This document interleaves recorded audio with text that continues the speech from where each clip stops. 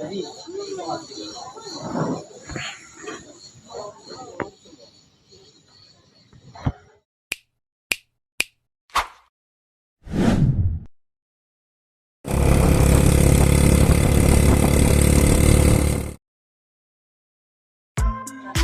what's up guys? Welcome again to my YouTube channel and another motovlog na naman to.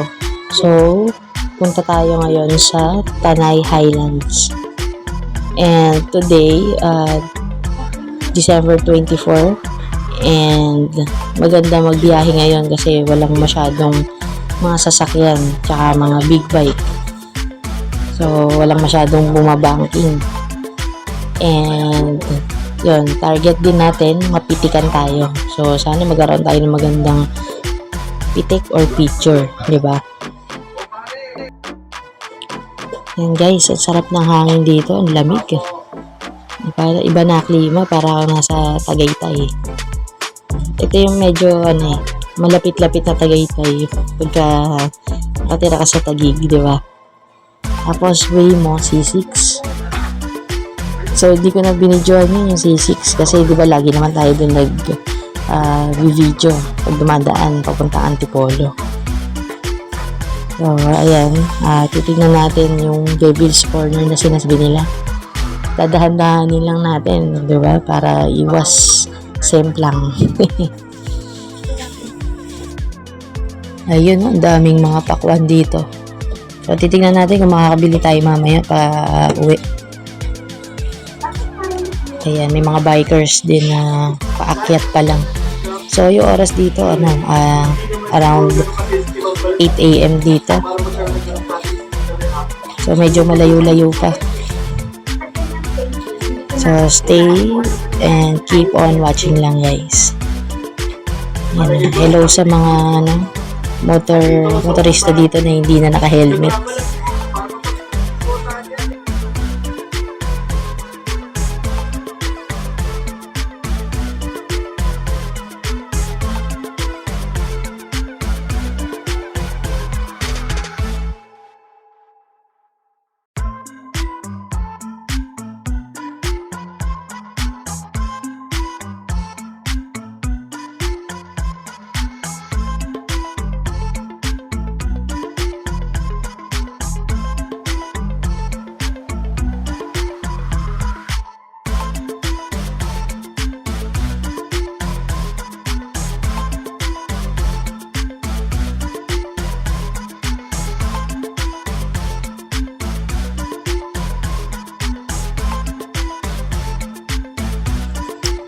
So, ang kagandahan lang dito guys sa Marilake, dire-diretso lang yung biyahe. Diba? Hindi siya yung may mga liliko-likuan ka pa. So, mahirap lang. Syempre, medyo zigzag. Tapos, may mga part na lubak-lubak siya eh. Tulad nito, medyo makaldog tayo. Yan. So, pag may mga motor sa likod, pinapauna na natin para hindi tayo natataranta mag-drive. Lalo na yung mga tambutso na sobrang lakas, di ba? Nakaka-distract mag-drive. So, pag ganun, pinapauna ko na. So, tama sila. Pagka linggo, bihira yung mga nagra-rides. Pero ewan ko lang kasi syempre tumapat ng December 24, baka yung iba nasa probinsya, nag-uwian. Para sa Noche Buena mamaya, di ba? So, ayan. Ang ganda lang talaga mag-drive ngayon dito. Wala ka masyadong kasalubong tsaka kasunod eh.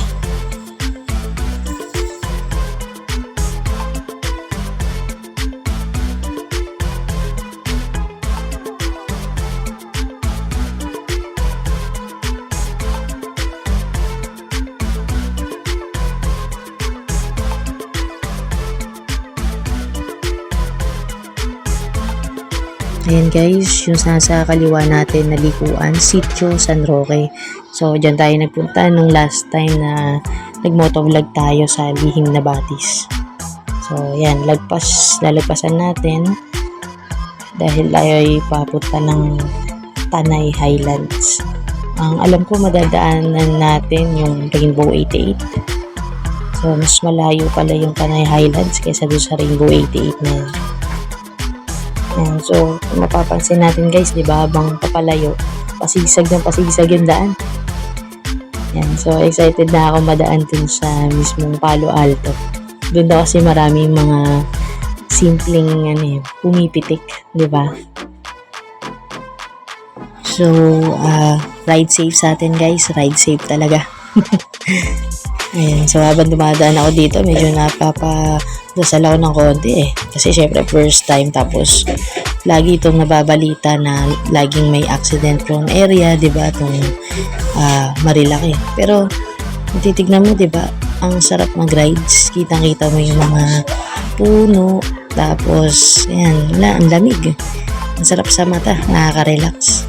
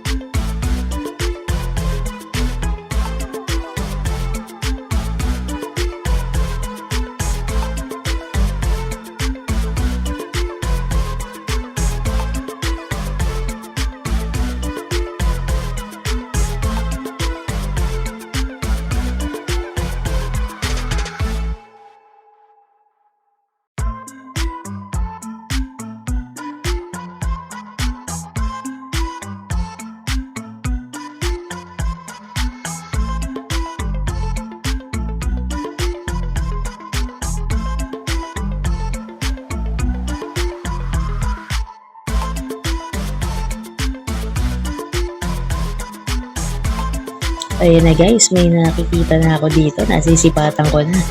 Merong pipitik sa atin dito. Ayan na, ayun. Diba? Kita.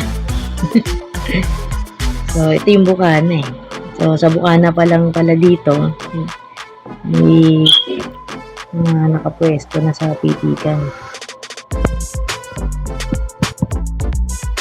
So, mamaya-maya, marami pa yan Tsaka marami rin mga nakaabang doon sa mismong Devil's Corner na yun. Naabangan daw nila yung mga sesemplang doon So, titingnan natin. So, sana pagdaan natin, di ba, walang mag-overshoot at saka walang sumemplang. Di ba? Ito, sa kanan mayroong checkpoint. Ang maganda dito, wala tayong nasa unahan na jeep, diba? Wala tayong sinusundan. Tapos, yung mga kasunod natin, pinapauna na natin. Para solo-solo natin yung daan, diba? Ayan. Marami ng mga nagbababaan, maaga silang mga nagpunta. So, sana all naaabutan yung mga Sea of Clouds, no? Kasi pagka kami, pag-akit namin, wala na yung Sea of Clouds, diba? Hindi namin naaabutan. So, sana next time medyo maaga-aga kami makaalis para makakuha naman ng shots at saka makita ng personal ng Sea of Clouds ng Tanay Rizal.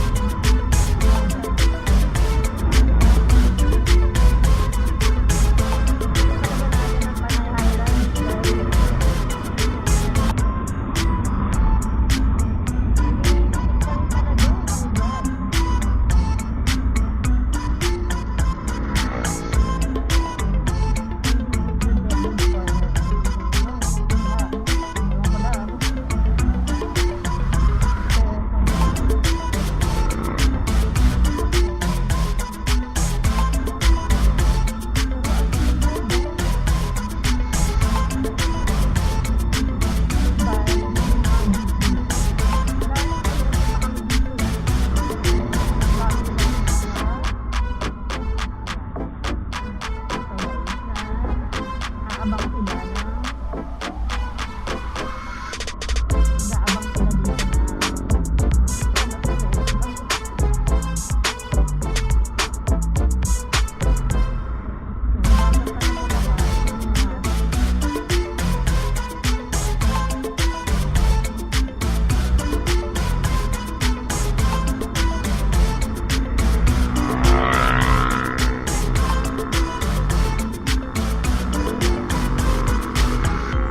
yan, dito sa part na to, gumigilid ako eh. Kasi, ang dami nila sa likuran ko, pinapauna ko na. Ang lalakas ng mga tunog ng ano nila eh, tambutso, di ba? Nakakamadali tuloy. So, ayan, malapit-lapit na tayo guys sa mga nagpipitikan. Yung marami-rami. Tsaka yung maraming mga nakatambay dito.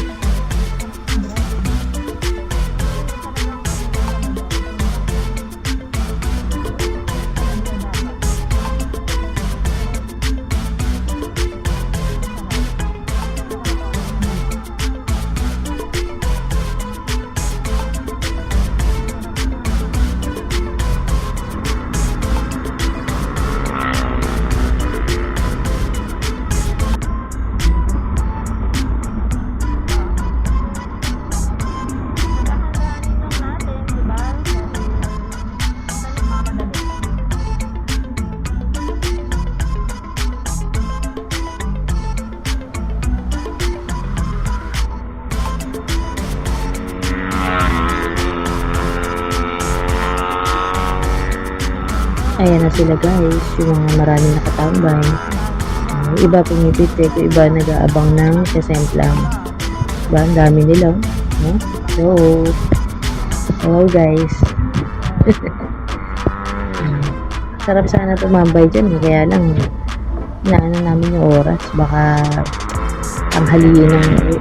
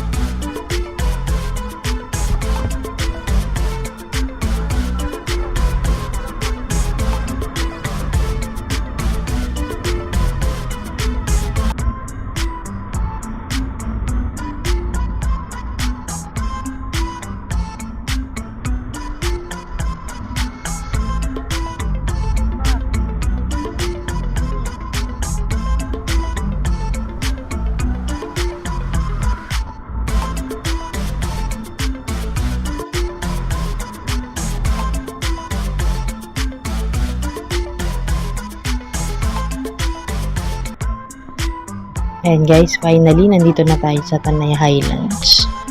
So, medyo maputik. Mulan pala dito, siguro madaling araw or mga around 6 a.m. So, ayos lang muna tayo ng gamit. And, magse-selfie muna tayo. Ayan guys, ito yung sa kanilang entrance. Ayan. Ayan, tapos, ayun yung sa mga line-in nila. So, maluwag pala to. So, kahit saan dyan, kaliwat kanan, kahit saan ka mag-dine-in dyan.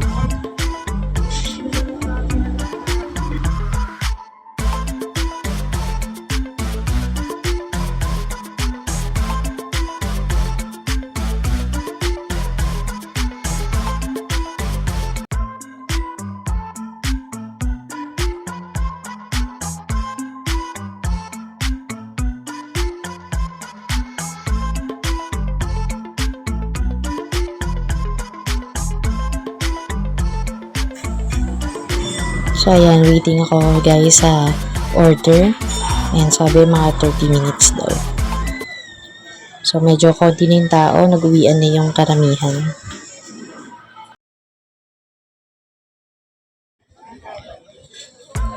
Ayan, ito yung 360 view.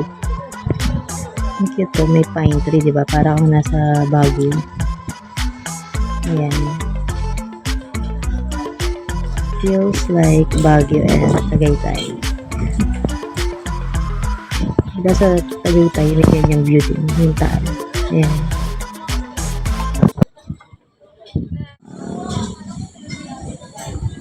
Ayan guys, pauwi na tayo niyan. Tapos na tayo mag-breakfast. So, yun din yung dinayo natin dito, yung pag sa view, mag-breakfast rides tayo. So, pagdating sa pagkain nila, affordable and masarap yung pasta at yung coffee nila. So, siguro 9 out of 10. Kasi sa carbonara, masarap naman siya, pero sa akin kasi medyo ako sa maalat.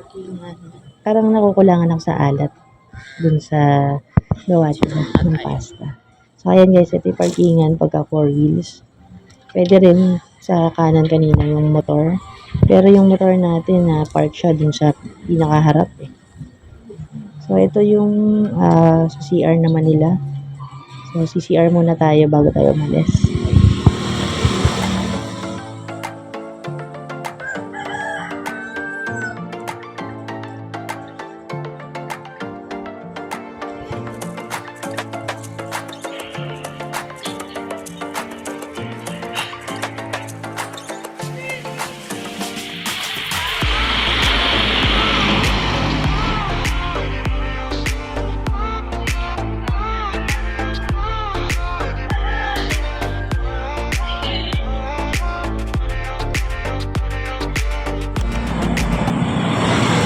So, ayan guys, pauwi na tayo papuntang Taguig and di ko na bividyohan yung pauwi.